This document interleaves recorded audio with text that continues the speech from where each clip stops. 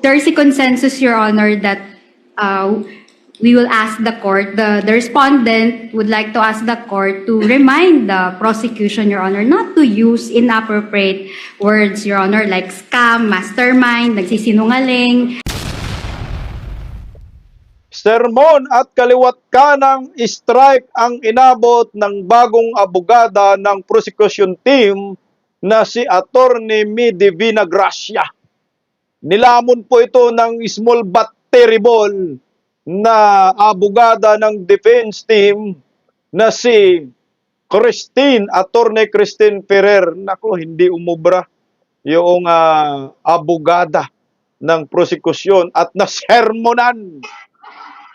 Sinupalpal pa ang mga bastos na mga pananalita na ginamit ng naturang abogada, anak ng kagwang ma'am. May hitsura ka pa naman pero yung script ninyo kabastusan. May dala ka pang cross pero kademonyohan yung ginagawa nyo, anak ng kagwang. Tandaan po ninyo, ang demonyo ay nagbabalat kayo na piling anghel. Magandang gabi po sa ating lahat. Palike po muna, pa-share, pa-subscribe.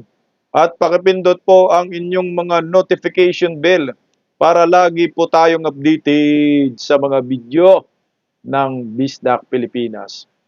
Alam niyo po kagahapon, kay Barakil at labang kay Ligutan, ay mukhang tayo doon, dihado, di ba? Kasi si Barakil hindi masyadong matapang, tahimik lang.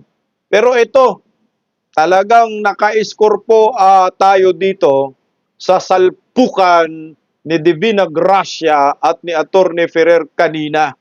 Nilamon po ng buong-buo itong abogada ng prosekusyon kahit gumamit pa po ng mga bastos na salita. Panoorin po muna natin mga kabisdak ang salpukan ng small but terrible at ng abogadang maganda man pero may lahing impacta. O ito, panoorin natin.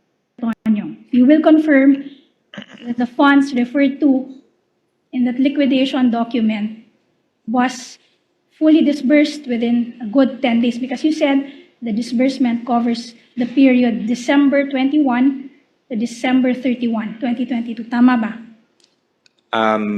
Based on computation, it's actually 11 Sorry, days. 11 days. Based on the computation and based on the document, it's 11 days. It will reflect 11 days. Correct. Ito ay sa kabila ng fact na sa ilalim ng PFP, ang pondo ay para sa buong ika-4 na quarter ng 2022. Tama ba? It's for the fourth quarter of Of 2022.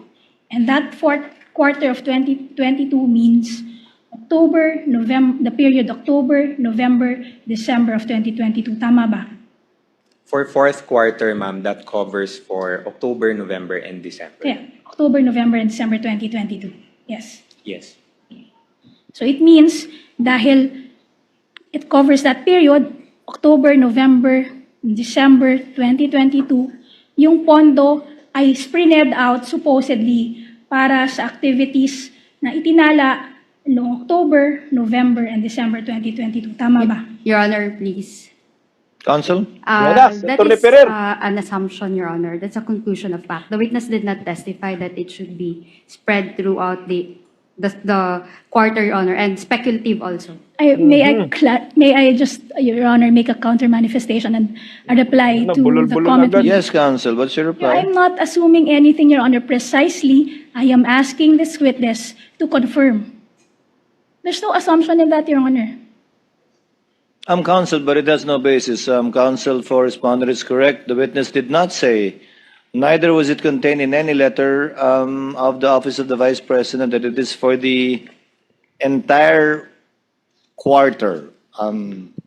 Reform Counsel, With all due you can get to what you want still. Kindly Naka-score dyan si Attorney Christine Ferrer. Ayan na. Nasita agad kasi conclusion.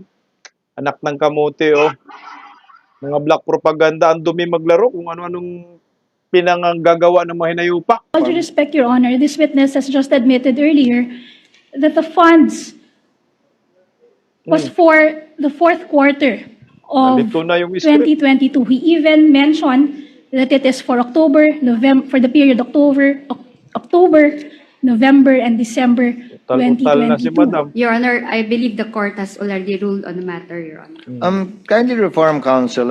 You can get to what you want just as easily, counsel.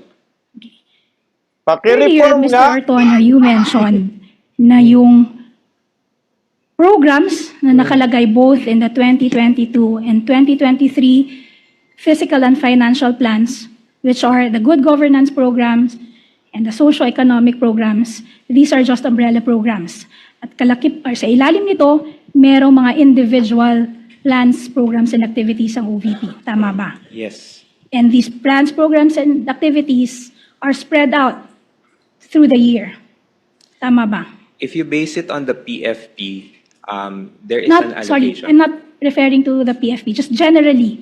Etong socio-economic programs, program delivery, and good governance program, ito ay naka-spread out through the entire year. Yes, Tama for ba? implementation, For implementation. throughout the year. Okay, so merong programa na naka-schedule for October, meron din for November, meron din for December. Tama ba? Yes, there are schedules for the rollout of the activities. Okay, tama.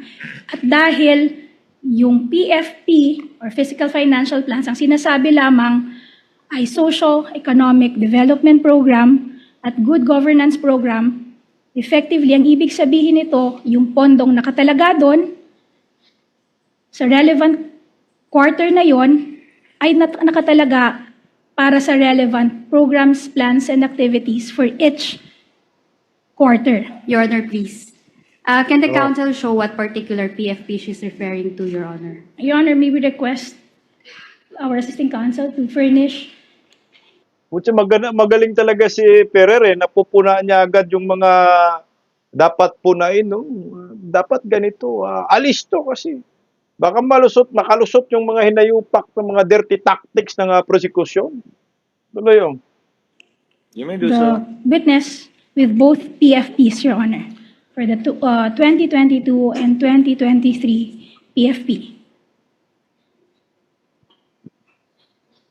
So just for clarity, let's just go to The the 2022. PFP for 2022. Okay, may nakalagay dyan sa PAP's Good Governance Program. Tama ba? Yes, that's correct. Ang sinasabi mo kanina, yung good governance program na yan, hindi yan isang partikular na programa lamang. Merong mga flagship programs under that good governance programs. Tama ba? Yes, that's correct. And for every month, for the remaining quarter of 2022, meaning October, November, and December, meron diyang mga nakatalang activities, plans, and programs falling under the good governance programs. Tama ba? Yes, under the good governance. Yes, program. under the good governance programs. At nakalagay din dyan na yung halagang 125 million ay para sa quarter 4 of 2022, meaning that is the period October, November, and December 2022. Tama ba? This for the subject na confidential funds. Yes, for the confidential funds. Yes. Tama rin bang sabihin na presumably, yung October, November, and December, merong mga activities for which the confidential funds would answer to. Oy, teka lang. You will confirm that the funds referred to in that liquidation Opinion, we note that the witness is not even the one who prepared this PFP, Your Honor. And Bakman na natin. yung October, November, and December, merong mga activities for which the confidential funds would answer to Your Honor, or would please. answer for. Tama ba? Your Honor, please. Attorney Christine. Your Honor, she's asking for an opinion. We note that the witness is not even the one who prepared this PFP, Your Honor. And counsel also stated presumably, Your Honor. So that's asking for an opinion. Wait, if I may just... With the indulgence of counsel. Galing mo, Attorney Ferrer, mga ganun lang, mga simpleng bagay yun na napupuna ng depensa yung prosecution. Kung paano po sila mag-examine, magtanong diyan sa witness, hostile witness, malaking ano diyan, malaking impact rin po 'yan sa mga senator judge. Pero wala rin naman yung mga senator judge, may mga decision ng mga animal na 'yan eh. Na kahit anong gamit ng mga foul words, mga bastos na salita, itong itong prosekusyon, isipin mo ganda-gandang babae pero ang bunganga mabaho pala, no? Eh, ang mga wala rin pa rin silang 16 votes. Kahit anong pigang-piga nila diyan, buti matatalino rin yung mga style witness. Ang ano na lang nila dito sa 2028 presidential election, baka sakali maka-impluwensya po sila. O ito, nakailang beses din po nasita, no? Nasupalpal ni Attorney Ferrer itong babaeng ito dahil nga yung mga salita ay mga bastos, gumamit ng mga scam, kung ano-ano pa. Kaya nakailang beses din na pina-strike ni ni Attorney Christine Ferrer yung mga salitang ganyan dahil yan ay parang mind conditioning, no? Yung ginawa ho nila kasi alam naman natin wala na po silang panalo, wala silang numerong 16. Panoorin po natin ito. More than or almost 2 decades na kayo naglilingkod sa gobyerno. In fact, naglingkod din kayo bilang pinuno ng Human Resource Management Office nito. Alam niyo, Mr. Tonyo, ng ari-ariang binili ng pondo ng bayan or pera ng bayan ay pag-aari ng gobyerno. Tama ba? Yes, I would Yes. say so. At alam niyo rin na nakatala ang ari-arian ng gobyerno. Ibig sabihin, yung mga government properties, these are recorded. May karampatang property number, property acknowledgement receipt, accountable officer at annual inventory. Tama ba? Yes, if procurements through the regular Yes. funding. At sinasubmit din ito, yung inventory na to, isinasubmit din ito sa opisina ng committee. Kabado, no? Pansinin niyo po, nanginginig yung boses, parang ano, yung boses niya, blurry. Halata talaga may script. Anak ng kagwang naman talaga, ma'am. Kasi kung hindi mo yan script, ma'am, hindi ka mabubulol eh. Nauutal, hindi nakakadiretso. Nanginginig siya. Ng Commission on Audit. Tama ba? Yes, for the inventory. Okay. Pero, aminin mo, you will confirm na para dito sa mga purchase ng supposed supplies, computers, tables and chairs, wala kayong sinubmit na inventory para dito sa COA. Tama ba? Specifically for these items, they were not reflected because of... I'm not asking, yes, thank you very much, Mr. Ortoño. I'm not asking for the reason. Your Honor, please. I'm just Yeah. asking whether or not you submitted an inventory to the COA. So, Attorney Christine? The witness is answering the question, Your Honor, if he can be allowed to answer. Again, let it be a subject matter. Correct, kasi sumagot pa nga ho yung witness eh. Hindi pinapasagot. Ano ka ba naman, Divina Disgrasya? Tuloy, Attorney Ferrer. Of course, I think the answer given was sufficient already. okay.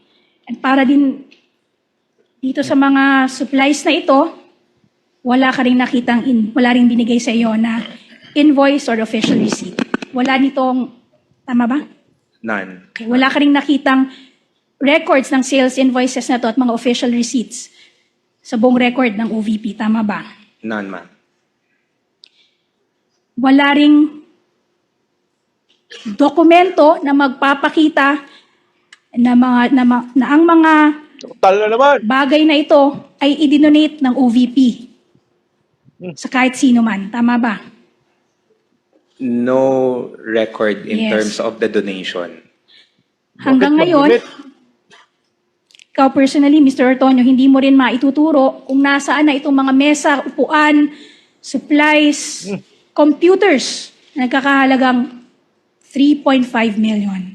Hindi mo naman ituro kung nasaan sila. Considering that these are procurements for confidential activities, no, ma'am, I would have no personal knowledge on where these items are. And I would suppose wala Confidential rin nga ni. nakapagturo sa office ng OVP kung nasaan itong mga mesa computer, supplies na ito. Tama ba? Your Honor, please. Ito na. Attorney Christine? Speculative, Your Honor. How is that speculative, Your Honor? Or asking for an opinion. How is that asking for opinion, Your Honor? I am asking whether, to his knowledge, there was anyone in the OVP who could point to these non-consumable items. Her wording was, I suppose. She did not say to your knowledge. Okay, then I withdraw. I drop, Your Honor, the phrase, I suppose. Mr. Ortonio, tama Witness ba? may answer. Okay, panalo naman si Attorney Christine Ferrer. Supalpal! Tangina, lamisa, hinahanap. Confidential nga ni. Gusto nyo, tinidor, hanapin nyo?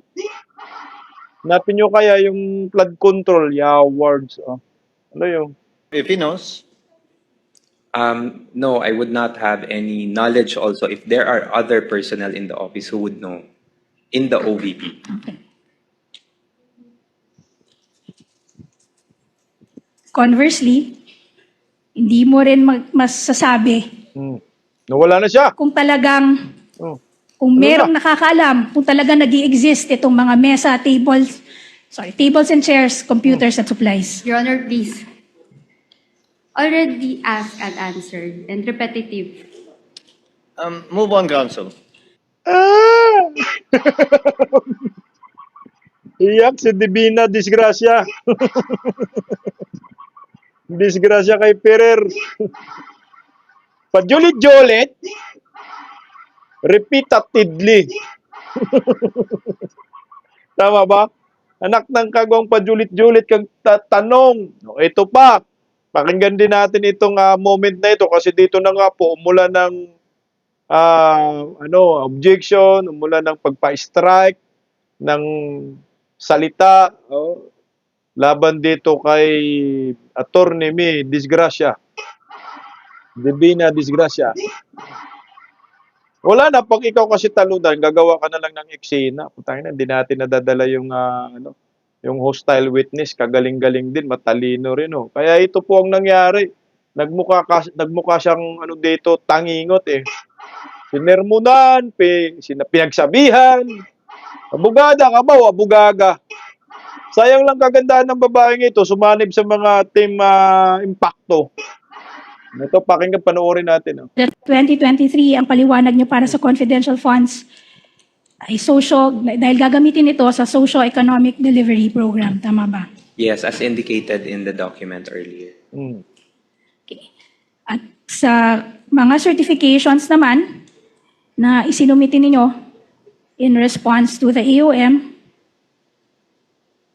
sinabi dito na ginamit ang confidential funds para sa surveillance to ensure that no untoward incident will happen. Tama ba? Yes, based on the document Based on earlier, the ma'am. document. At para naman sa sagot nyo sa AOM, pati sa NS, ang sinabi naman ninyo, gagamitin ang confidential funds para sa surveillance activity that would help you determine and identify areas kung saan i-roll out yung mga proyekto ninyo. Tama ba? That's one of the That's one of justifications that we indicated. yes, which never appeared in the prior documents. Tama ba? Yes. Yes. So in short, nagbigay kayo ng 4 na bersyon, 4 na rason para sa isang pondo. Tama ba? Your Honor, please. Yan naman. I was expecting something, Attorney Christine. Yes. Yeah, it's misleading, Your Honor. 4 na version and conclusion Hindi na. of fact. Mm. Your Honor, if I may, Your Honor. I'll allow it, Attorney Christine. Tang inumin. 4 daw na pundo. 4 na version. Sira ang script. Tangina, 4 na pundo. Kaya ba yata yung 4 na version? Oh. Christine, Thank you. the witness is intelligent enough to be able to identify that indeed some answers were different from the previous ones they gave. And just to set the record I'm just straight, not Your so Honor. sure if it's four, but Just to set the record straight, Your Honor, I did not say 4.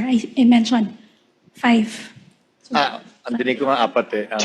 Ang dinig ko Sorry. apat eh. 4. Yes, so 4. Wala na, nagago na. Apat sinabi mo, ma'am. Ngayon, naliging 5. Labo-labo script ng hinayupak. Di halata, ma'am, na. Hindi niya na-memorize yung script niya, yawards. So. Tuloy. know the number of versions you have, but you do admit that several versions or explanations were given, not For the same for the fund. same expense. There were different justifications. Okay, different justifications for the same fund, for the same confidential fund. Tama ba? Can Yes. I clarify? Just Buti say matalino yes or tong no. witness. There were four explanations. There were 4 explanations for the same fund. Yes. Yes. Yes. So in short, paiba, you will also agree with me na kapag paiba-iba ang rason, maaring nagsisinungaling lang or talaga namang Ito na. ito ay isa lamang scam. Your Honor, please. Patay. You and I both know, Attorney May, I have to sustain whatever basis for the objection Attorney Christine Yes, may Your give. Honor. Move to strike the scam and nagsisinungaling. So stricken off the record. Last item, Your Puta, nakakahiya. Abugaga, abugaga. Palagay ko sinasadya nila yan. Abogada man mga yan. Alam nila yan na yung mga salitang ganyan, hindi po pwede. Nagsisinungaling, scam, conclusion. No? Hindi na sana tayo mag-imbestiga dyan. Dapat hayaan ang ebidensya magsalita. Hayaan yung testigo na magsalita. Huwag mong sabing, scam, mag-iimbestiga pa. Hanggang 2027 pa nga, di ba? February, yan ang gusto ninyo.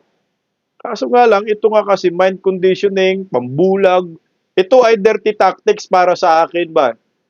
Di ba, simula pa kay Kapunan, kay Ligutan, no? Kay, sino pa yung, kay Chua, ito, itong abogadang ito, lahat sila, pareho yung bunganga, Rapi Tulfo, pareho yung bunganga, anak ng kagwang, gumagamit ng mga bastos na salita, mga foul words, na dapat bawal yan. Dapat may sanction ka na. Warningan mo na, Chis Caldero. Ini-strike lang. Pero nasabi na. Nasabi na ng abogagang ito na scam daw at sinungaling. Anak ng kagwang. Tuloy oh. Honor. Yes, proceed, Attorney May. Okay, Mr. Antonio, kanina sinabi mo na si Vice President mismo ang humingi ng confidential fund sa simula pa lang. Siya ang humingi ng 250 million mula sa DBM. Tama ba? Yes. Siya rin ang nag-decide kung kung magkanong amount ang ire-request. Tama ba? Ultimately, sa kanyang nanggaling ang desisyon. Tama ba? Yes. At pinirmahan niya rin ang approval para sa pag-release ng pondo. Tama ba? Through the disbursement vouchers. Tama ba? Yes. Yes.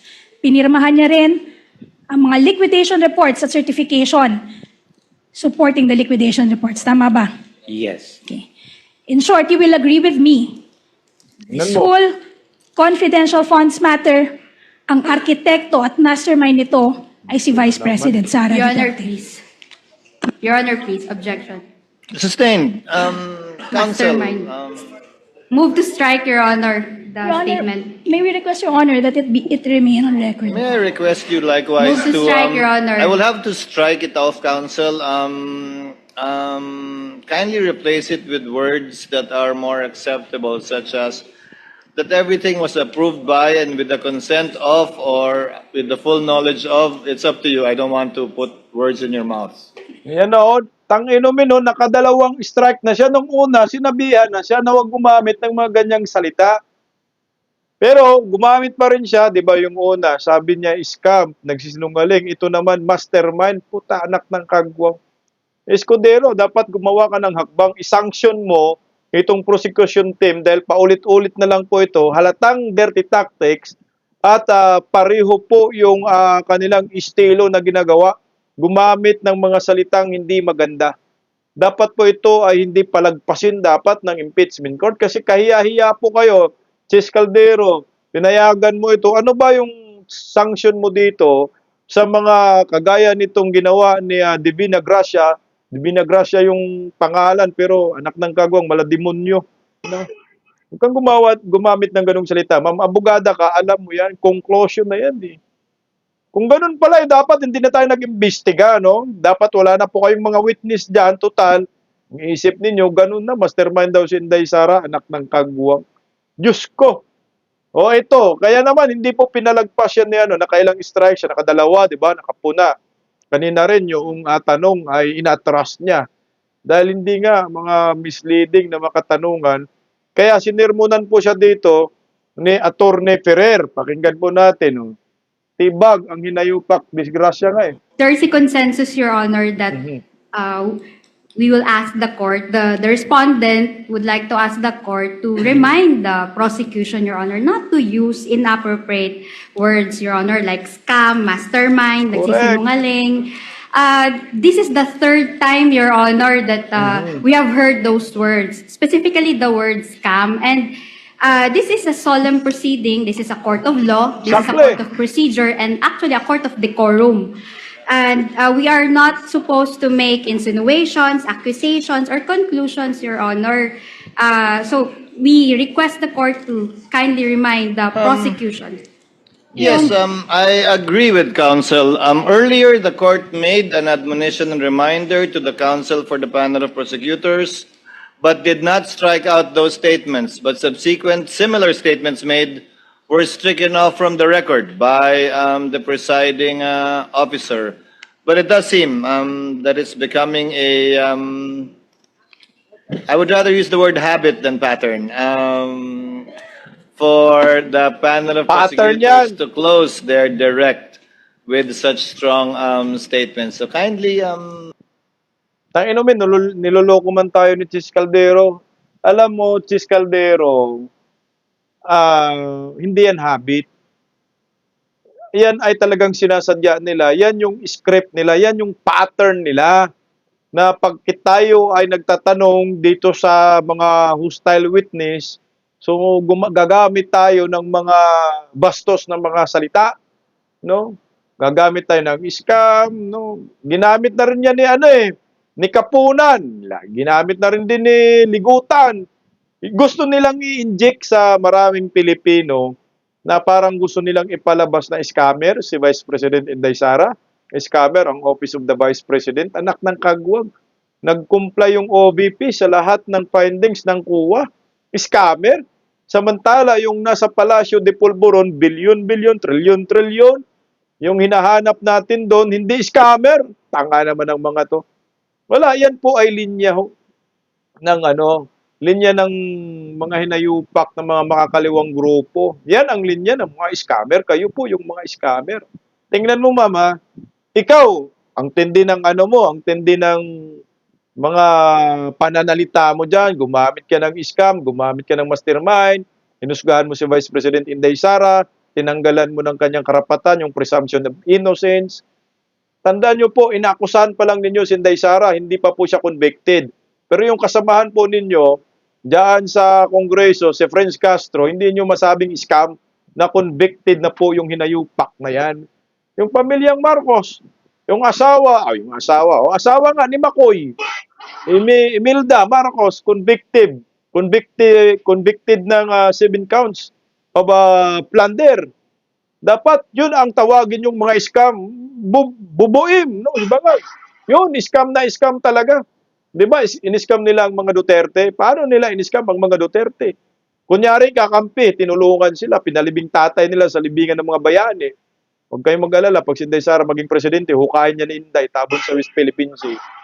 Tinulungan ang mga panya, nanalo. So anong ginawa ko kay Inday Sara? Anong ginawa kay Tatay Digong? Si Tatay Digong kinidnap, nandun sa dahig, si Inday Sara pina-impeach. Yan yung scam. Alam mo ba, ma'am? Yung mukha mo scam. Yan ang totoo. Tingnan mo, scam talaga. Isipin mo pag gamit-gamit ka pa, pahawak-hawak ka pa ng cross, impacta ka naman pala, ma'am. Ayun yung pahawak-hawak siya ng cross dyan, Ayan, Mr. Ortonio, hawak-hawak ka I am ng showing cross. you Hmm. uh, video footage of the hearing Hmm. Video? of the CGGPA on November 25, 2024. Hmm. May I request, Your Honor, our assisting counsel who is stationed at the technical booth to play the said video footage. Los mo, man.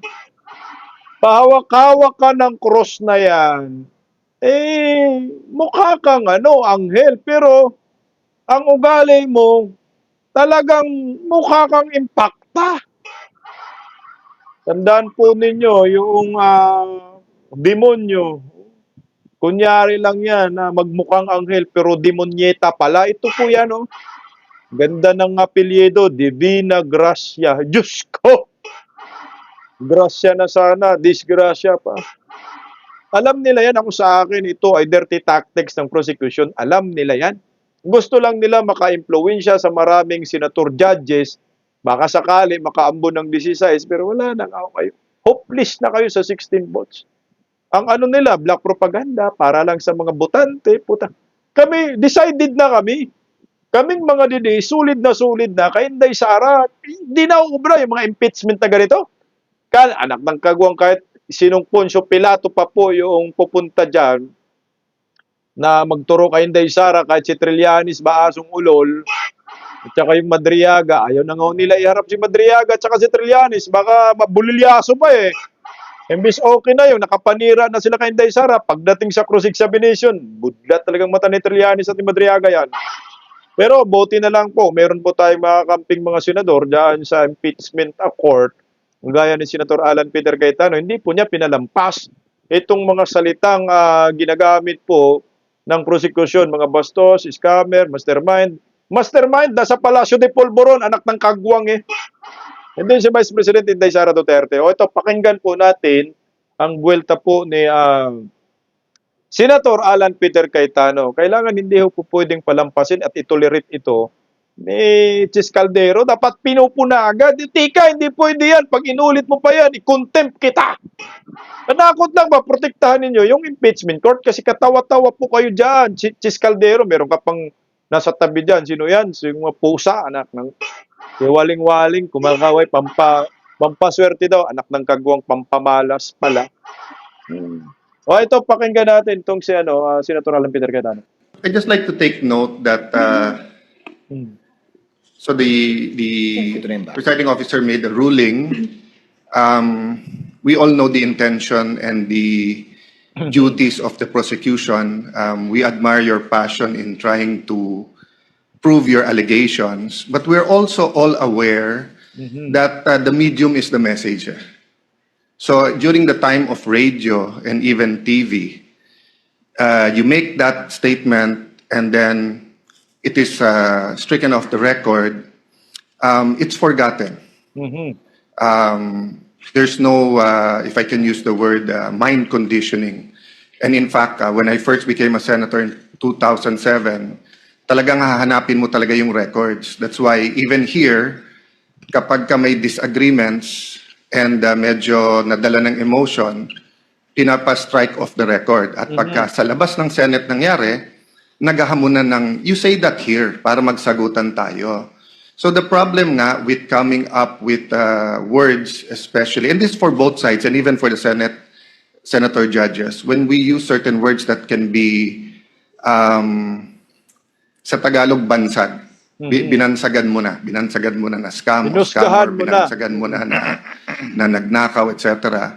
So I don't mind if you use words that is already in your pleadings or in your articles of impeachment. But of course, it still should come from the witness unless you can frame it in a way that it's not only the dignity of the court. I'm just saying, let's all be aware that when we say it, even if we say withdrawn or even, both sides, kahit sabihin mong withdrawn na to, kahit sabihin mong nice try, etc. We know that that's for the cameras, not just for the court. Diba? Kasi kaming 24, whether we watch it here, we watch it in our cell phone, we watch it inside, kami magde-decide. But we all know we're also trying to convince you, not we. The prosecution and defense is trying to convince the public that either the Vice President or her office or whoever is guilty or innocent. So, yun lang, let's be circumspect without pointing fingers to anyone, both sides. Dahil nga, kapag may certain word na may not only negative but may emotional attachment, magba-viral na yan. And it will really affect the integrity not only of the court but of the decision sa Senator sa huli. Judge. Diba? So, I just like to agree with you and emphasize na, you know, in the future, if you say that nagkamali, let's not kid each other. No? Kahit kami mga senator judges, nagkakamali din kami. Lalo pag nag-i-interview na or kaharap na yung vloggers or yung traditional media. But once masabi mo, it takes a life of its own, diba? Those words. So we have to really be more circumspect in choosing our words. Kaya nga, putsang na, dapat may sanction yan Dapat may parusa talaga yan, hindi po pwedeng palagpasin yan Grabe no, may tsura ka, pero impacta ka pala. Sumasakay ka sa dirty tactics ni Kapunan, Ligutan. Sumakay ka sa dirty tactics ni Luistro dahil kay speaker may AX. Sayang lang ma'am, yung imahe mo, no? Ang imahe mo, nagdala ka ng kuros na kahoy, dala-dala mo dun sa podium, habang nagtatanong sa witness, pero yung bunganga mo ba, lumabas sa'yo, galing sa bunganga mo, kung ano kasi yung puso mo, utak mo, damdamin mo, kung demonyo ang lalabas sa bunganga mo, demonyo rin. Pero ito, tinanong siya, bakit may hawak-hawak siyang cross? What was that? It's a comfort cross. It's a comfort cross. Do you always use that when you face the court? Attorney, any message po sa mga sumusuporta sa social media? Lolo, walang sumuporta dyan. Ang inumin, no? Comfort cross pala yung hawak daw niya. Ayusin mo kung kaninong cross yan. Cross ba ng demonyo yan? Cross ba yan ni Pastor Abante? Pakitanong kay Pastor Dila, kaninong cross yan? Kasi hindi maganda lumabas sa bunganga mo, ma'am Masyado kang mapanghusga, mapaglinlang, masyado kang sinungaling, masyado kang scam. Yan yung scam. Dahil wala pa naman pong resulta yung impeachment trial, sinabi niya ng mastermind si Inday Sara. Wala pa namang resulta yung impeachment trial, sinabi na niyang scam si Inday Sara. Sinabi niya ng sinungaling si Inday Sara. Alam niyo kayo, mga nasa prosecution, kayo po yung mga sinungaling.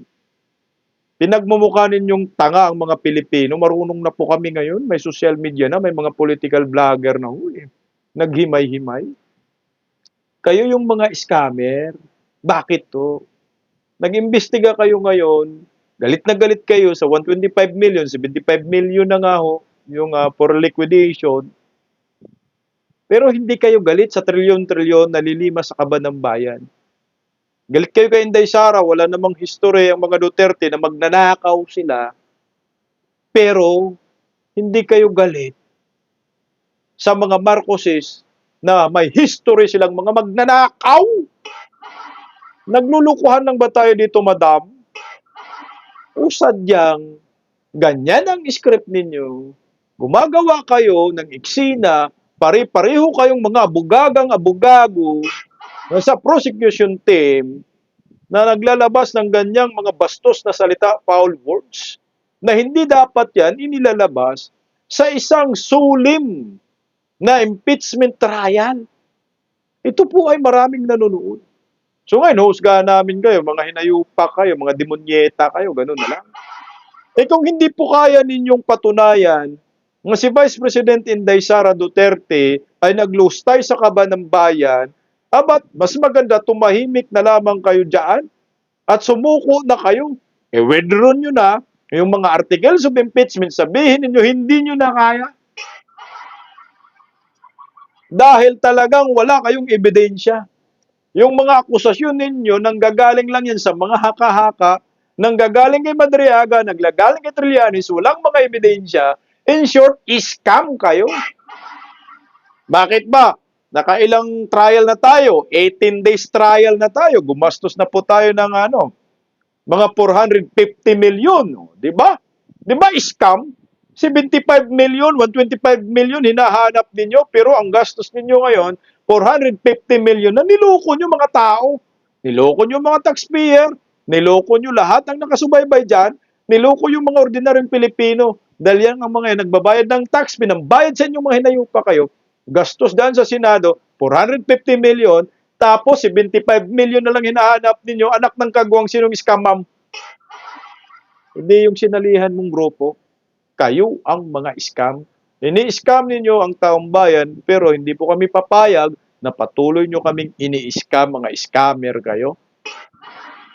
O bakit tayo nung ipatawag na lang si Colonel Lachica? Ayan handang-handa di umano si Colonel Lachica na humarap diyan sa impeachment court kung sakali pong ipatawag ng prosecution team.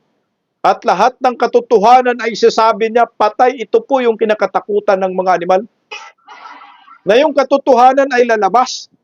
Na totoo po ay ang 125 million ay ginamit ng Office of the Vice President para po sa mga confidential activities. Sabi nila, Chika, haharap ako. Pero pagdating sa security, pag may makompromiso ang security, ay hindi po pwedeng magsabi siya. Kasi nga, kung ano lang yung nasabi sa batas, yun dapat ay masusunod. Hindi pwedeng batas ni Chihuahua, hindi pwedeng batas ni Luestro, hindi pwedeng batas ni Ligutan, hindi pwedeng batas ni Kapunan ang masusunod, kundi batas ng Saligang Batas 1987 Constitution. Putyang ina, takot nga sila kay Lachica Di ba sabi ni Barbers, hindi na daw nila papatawag sila Lachica. Ayan nabahag ng buntot Barbers, kinumpirmang hindi na ipapatawag. Hindi nga nila ipapatawag sila Lachica kasi mabulilyaso sila sa mga drama nila. Dahil alam nyo, sila Lachica lang makapagsabi ng katotohanan. Kung saan po ginamit ang pera ni Vice President Inday Sara kasi siya yung implementor. Siya yung may alam sa lahat ng confidential activities ng Office of the Vice President. Yan si Colonel Lachica at aktibo pa po yan sa militar. Patawag para magkaalaman na. Ngayon, sino yung nasermonan? Sino yung na-strike? Di ba ikaw, Maria, hindi pala Maria, ikaw, Atty. Divina Gracia, kinain ka ng buo ni Atty. Christine Ferrer. So palpal ang mga bastos na bunganga ng abugagang ito.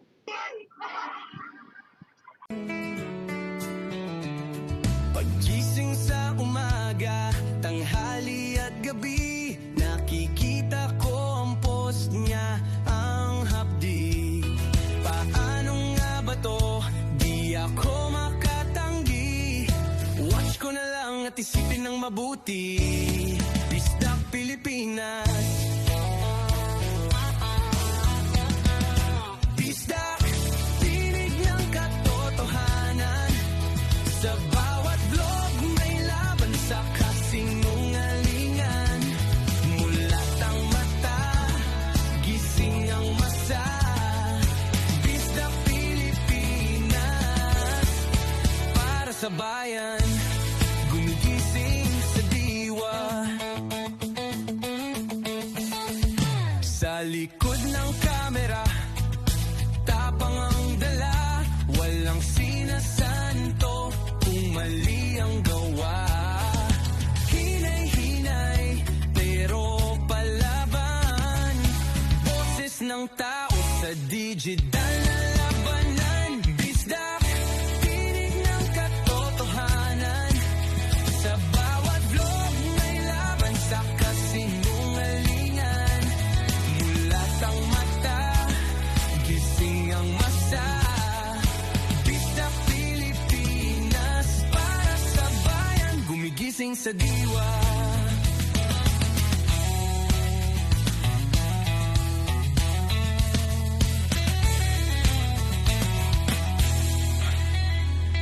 Hindi artista, hindi politiko, pero ang sigaw niya ay buo. Sa YouTube o Facebook man siya makita, may aral ka pa rin, may uwi sa bawat salita. Bisdak, gising sa katotohanan, di lang kwento, kundi panawagan. Sa bawat Pilipinong naghahanap ng liwanag, Bisdak Pilipinas, kasama sa pagbangon ng bayan. Bisdak Pilipinas, boses ng masa, gising ang diwa. Sa vlog mo, may pag-asa.